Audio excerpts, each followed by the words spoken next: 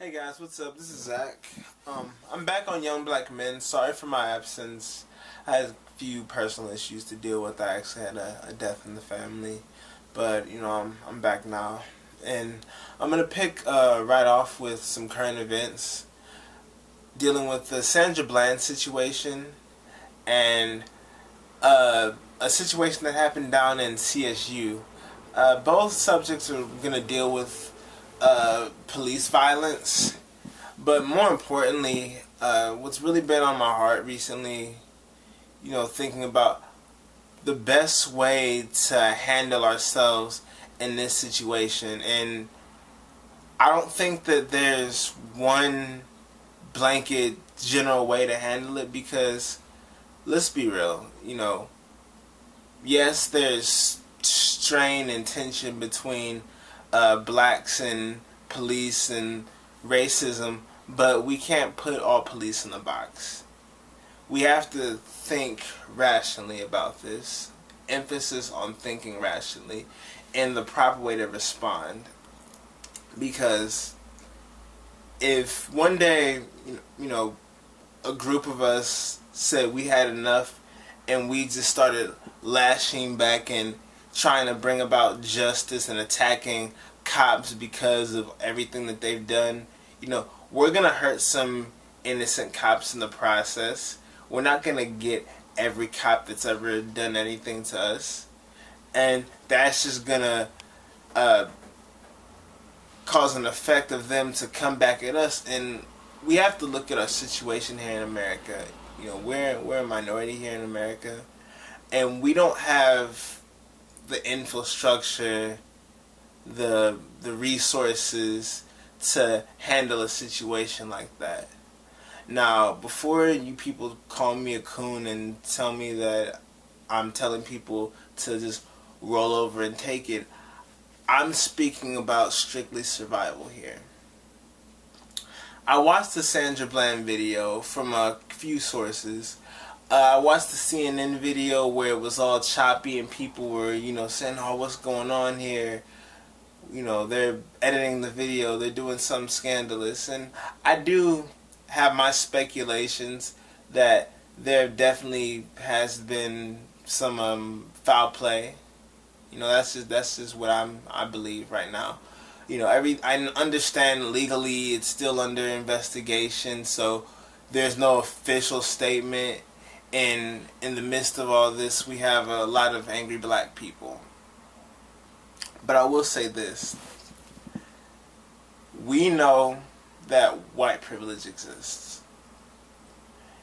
We know that if we see a white citizen who has a gun and the state he's in has open carry laws, we've seen time and time again where that citizen has been able to just flex his right to carry that gun and, say someone calls the police on him and they show up. That man will argue down the Constitution and speak on his rights, wave his gun around in the police face, and you've seen the videos where the police got their shades on, they're just sitting there, just looking around. Okay, there might be a group of them too, but eventually, they walk off and leave. They may say, hey, we're just here, just checking the situation. Now we heard, that there's a man waving around a gun, so that's why we came in. That'll be it. They will go away. That man will be called, patriot, and he'll be praised for, standing up for his rights that he has as a red-blooded American. And then we'll see black people do the same thing, and it'll be just instantly. It won't even be a conversation. Get on the ground. They might even get shot just because the police officer felt threatened enough to use deadly force because he didn't want to get shot himself. Because he thought he was going to get shot. So, that's what's at play here. And we have to understand that in responding to the different types of cops we're going to come in contact with. There's racial profiling involved when a cop approaches us and he may assume, oh, we got something on us, depending on how we dress, how we talk, how he stereotypes us in his mind. But Sandra Bland, and I know I digressed with my point, but I saw her video, and I saw initially where she made the traffic infringement, and the cop followed her, a decent distance. He wasn't even in a plain view. She had to speed up to catch up to her just to give her that ticket, and she was a little pissed off. But there's a line where police authority and our rights kind of meet and clash and overlap, and it's definitely not clear, because I think both sides need some education and re-education on the issue. But as a black person, knowing that there's unfairness in the law, it's your responsibility to be accountable for your own survival. So if that means, complying at least a little bit, because Sandra, she didn't have to put out her cigarette. She didn't. We know this. And that led to him telling her to step out the car, and she didn't comply with that, and that led to the situation with her being in jail. Now, technically, I'm not going to say that police killed Sandra, because we know that's not what happened, but he was definitely a catalyst in her going to jail, where her demise was the result. It was tragic, She was on her way to, I believe, Kansas to start a new job opportunity, and she'll never see what she could have been and how successful she could have been, and further impacted the world for the rest of us. But I say all that to say, just have some responsibility. And with my other situation with the Cleveland State University that happened actually in downtown Cleveland, there was a situation where there was a black minority who was on the Regional Transit Authority, RTA. He was intoxicated. And the bus driver took it upon himself to call up the police and have him escorted off the bus. Coincidentally, there was a Black Lives Matter rally going on, nearby where that situation was happening. And there was a few people who saw the cop put the boy in the car. They thought he was going to get roughed up. And I understand, it's an emotionally charged situation from the get-go. And we see, a little boy in the back of a police car, and we think, oh, we have to save him, But there are certain situations that we find ourselves in where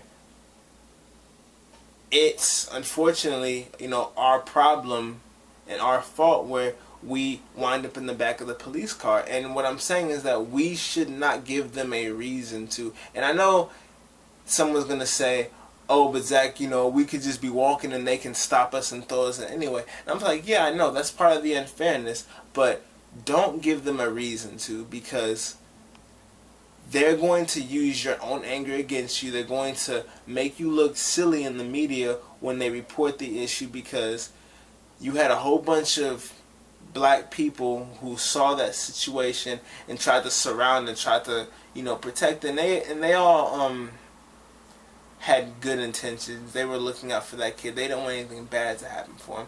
But we have to be smarter with how we respond and how we assess the situation, just how the police need and should assess situations more intelligently and not shoot first, ask questions later. We already have a very small hole in which the media sheds light on us, and we've been seen as entertainers and no good people and what have you, and now we're getting a newer image. Well, I don't even say it's a newer image, but we're getting light on an image of us being just angry black people who get angry without context, and it makes us look bad, and it will not allow us to pick up momentum and have people take us seriously for us to defend ourselves and have arguments. Now, if you want to say, well, we're going to have to take it to where there's war in the streets and we're going to have to be armed, there's going to be gunfights, the revolution will not be televised, let's be real, we're not in a situation where we can have that right now. And I know someone's going to probably say, oh, well, what are you doing about it? I'm just a guy on YouTube. I know. So who am I to say anything? But I would like to see us get better, grow, and be respected globally. And for that to happen, we have to respond with a bigger degree of intelligence and less anger. The anger is justified, but we can't just let that guide us alone, or else we're going to get nowhere. So anyway, that concludes my segment of Young Black Men. Stay tuned for some subsequent episodes. I plan on releasing some videos dealing with certain police codes and laws, and where that meets in the middle with our rights, just to give some people some better information on where they stand, where the police is in the right versus when we're in the right, and how we can fight things, if not on the street, then and there. After the process is taking place, maybe we can take that into the courts and try to get a better remedy moving forward from there. So anyway, stay tuned for that. This is Zach signing out on Young Black Men. Peace.